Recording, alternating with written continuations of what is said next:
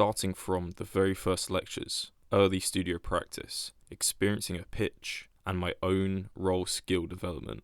The topics I will cover throughout this journey will be the soft and practical skills I've learnt, as well as my knowledge on the production process, how I applied these to the productions I've worked on, and, most importantly, to my team working. Lastly, what effect it had to the productions as a whole, and myself as a studio practitioner / team worker. For the first lectures, I learned how to analyse a script, identify character and narrative beats, block a scene, how to prepare for a production through camera scripts. These all helped me understand what story was being told. Having an understanding of the story allowed me to communicate with actors, which is another thing that the first lectures taught me. And all an actor ever needs to know from a director is three things. One, what am I doing? Two, where am I doing it? Where would you like me to do it? Is it sitting there on the sofa? Is it lying on the bed? Is it running around the athletics track? Three, why am I doing it? What is happening in this scene is both you and Romeo were on the break cockpit. You've just been ordered to go get the components from your working ship and bring them back over to Reds. So this will be the table, it's in like the foreground. And yeah, as you're talking, you're like, oh, yeah, you need to get these compartments from the ship. You're grabbing together just like a bit of scrap paper, a bit of like cardboard, making a clipboard, and you're kind of like just drawing the engine. And the reason why you're doing this is you're trying to make sure you've got a checklist. So you brought all the correct things you need over. Working with you was brilliant.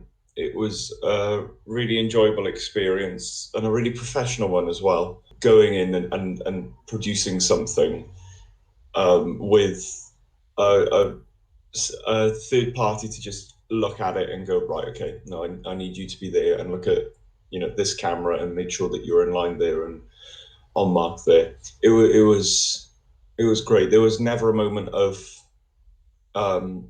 anything being unclear, and if there was, then none of us were ever afraid to raise our hand and just go, Lewis, what are we doing here? Could you just clarify? And then you explain it, and it'd be great. Adding to this point, a weakness of mine was I used to block on the day of the production. This worked for the first couple weeks, when my team was second in the studio, but the week we were in first, I had to rush blocking. I adapted to this as I now record my blocking using a floor plan, days before my production.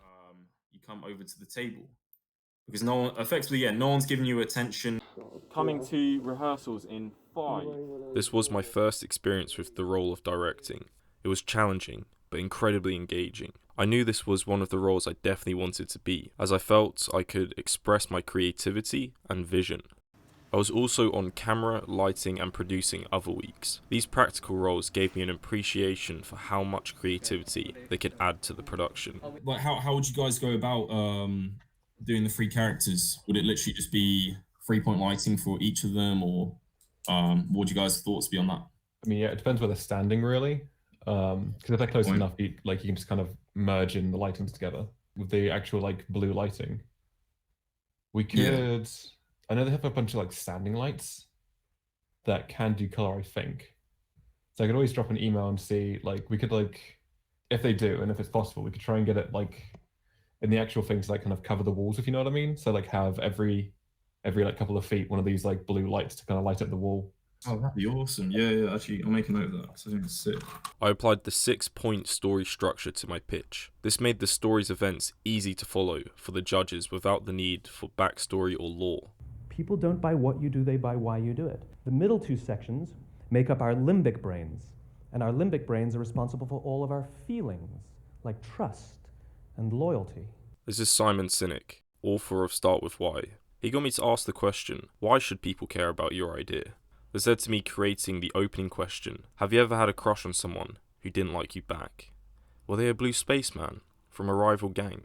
Simon Sinek taught me it's important to build empathy with your judges. I applied Start With Why to the team as well. We've never actually told you why we want to make this show. Obviously, we're making it because, it's our idea, it's our baby. I also believe that the Final Frontier will show the start of all of our creative journeys. All of us starting from now until into becoming like, you know, innovators and people who think different and people who are actually needed like in this industry.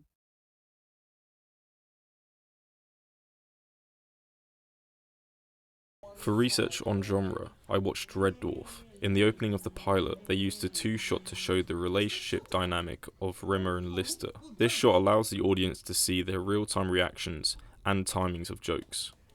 Romeo, how the staff doing? Can't seem to get hold of Homebase. Their helpline is engaged. Not the shop, our home base. Why Neptune would we need them? Oh, that's why they were giving a 40% discount. Oh, never mind. I learned that cutting to a new camera in comedy should be planned carefully, as it could ruin the landing of the joke for the audience. For composition, I was heavily inspired by director Akira Kurosawa. His use of movement visually tells the story, and he uses multiple points of focus in his frame to build up tension as your eyes dart between the three characters. Not only does the captain divide Red Team's defense in half by standing in the middle of them, but there are now three faces the audience switches focus to. Is everything okay in here? This creates a triangle composition. I researched into Fly Me to the Moon to see how they created their VT. I wasn't adequate with their results, so I looked into how Star Trek did it. I watched videos on how to build ship models, as well as film and light on green screen, which I plan to do in second semester. The purpose of this meeting is we need to, like, each party needs to go through and discuss everything that they need in order to make the thing that they're making, and how much they think it will cost. Whether we just go through now and like do a quick Google search, or if you guys already know the price and stuff like that. Where I learned how to handle and organise money. I also learned to manage and fund the set designers fairly, so we didn't go over budget. Was that just like audio that you like got on the internet? Yeah, from Freesound. Okay. So with this like sound design, I definitely think we should like do as much as possible with like recording shit in like, you know, the real world, and like I can try, and if it like sounds shit, I can just, you know, either try the Freesound version. Yeah. Or at the end of the day, it's like if it turns out shit, like that's your initiative to be like, okay, why does it sound shit?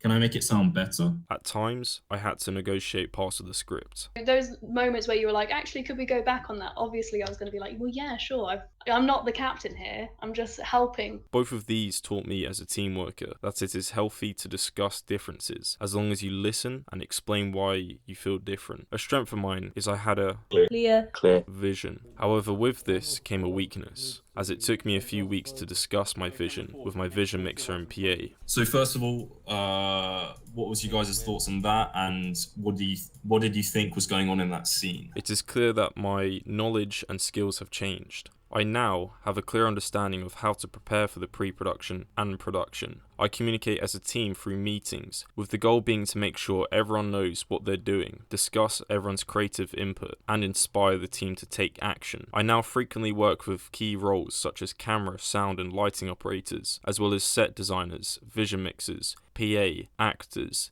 and my producer. I can handle creative differences and negotiate the script in a clear, respectful manner without jeopardizing the production or team.